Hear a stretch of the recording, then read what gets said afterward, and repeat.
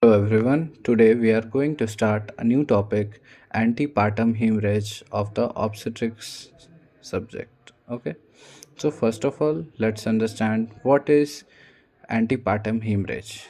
So the definition part is it is defined as the bleeding from or into the genital tract after the 28th week of pregnancy but before the birth of the baby. Now, what are its causes? So, first of all, most majority of the cause is the placental bleeding, okay, which contributes 70%. Okay. Now there are also unexplained causes of antepartum hemorrhage, and next one is extraplacental causes, which includes local cervicovaginal lesions, cervical polyp, carcinoma of the cervix, varicose vein, or any local trauma. Now the majority of the part, it is the placental bleeding. Okay, so it is due to the placenta previa or abruptio placenta. So in this video we will discuss about the placenta previa. So what do you mean by the placenta previa? When the placenta, it is implanted partially or completely over the lower uterine segment. Okay, now what is its etiology part?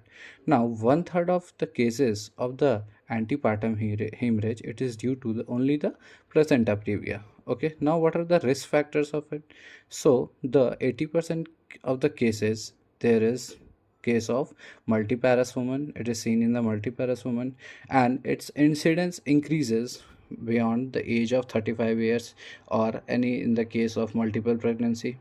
Or, and one thing we can here understand that the increased family planning with the limitation and spacing of birth reduces its incidence. Now there is also history of previous caesarean section or any scar in the uterus, placental size.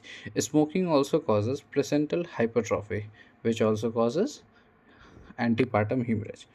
Now, now there are many theories which are postulated. First one is the dropping down theory, in which the fertilized ovum, it is implanted in the lower segment. So there will be the failure of the zona pellucida to which will disappear, and also the persistence of the chorionic cavity activity. Now, what is the pathological behind it? So, the placenta may be large, thin, and extensive, and many the areas of degeneration will be there. Now, in umbilical cord, the cord may be attached to the margin, and in the lower uterine segment, there will be increased vascularity, in which may become lower uterine segment may become soft. Now, what are the types of the placental previa? So there are four types basically. First one is low lying, marginal, complete, incomplete, and central. Okay. Now the first type 1 and type 2, it is considered as the mild degree, and the type 3 and type 4, it is considered as the major degree. Okay.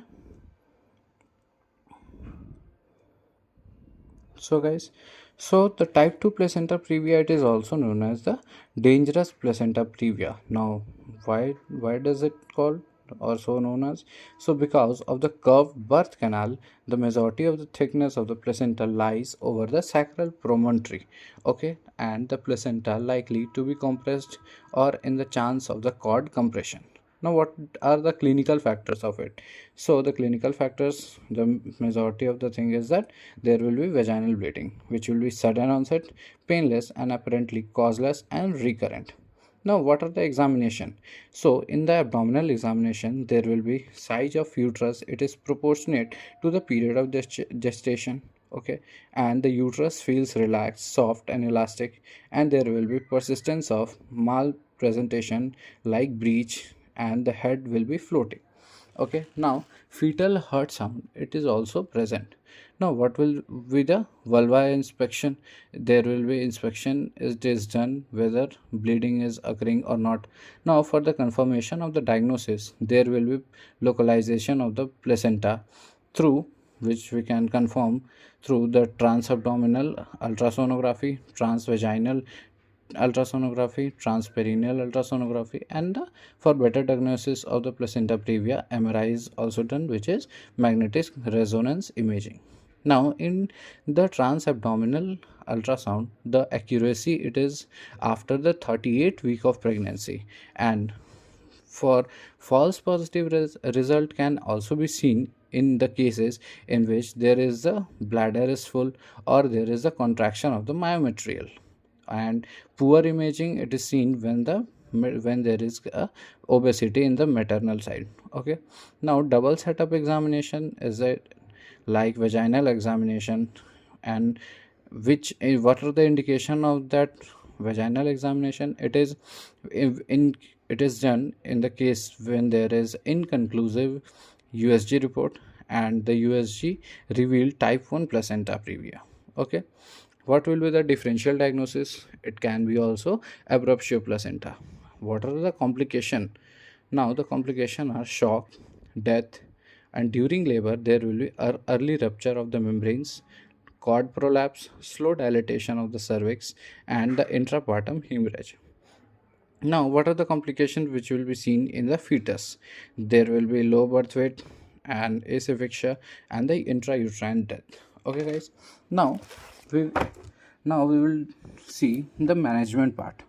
So, the management part, it is seen that all the antepartum hemorrhage patients are to be admitted, and the general and abdominal examinations are done.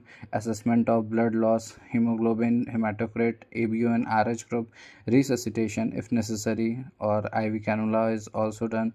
Localization of placenta. Now there are the expected treatment in which there is no active bleeding, and the active interference in there will be the bleeding.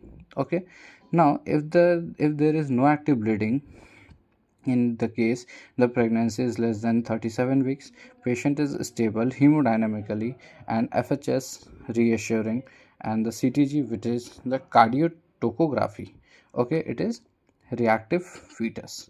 Now if the pregnancy it is more than the 37 weeks and the patient is in labor and the FHS it is non assuring or absent, and steroid therapy was it was also given. Now, ultrasonographic evidence. If the placental size is clearly 2 to 3 centimeter away from the internal cervical os, or the internal examination in OT. Now, ARM and excitation, there will be vaginal delivery or cesarean. Now, if the placental edge it is within only under the 2 centimeter of the internal os or placenta previa, it is greater than the type 1. No internal examination is needed and there will be cesarean section. Thank you so much, guys.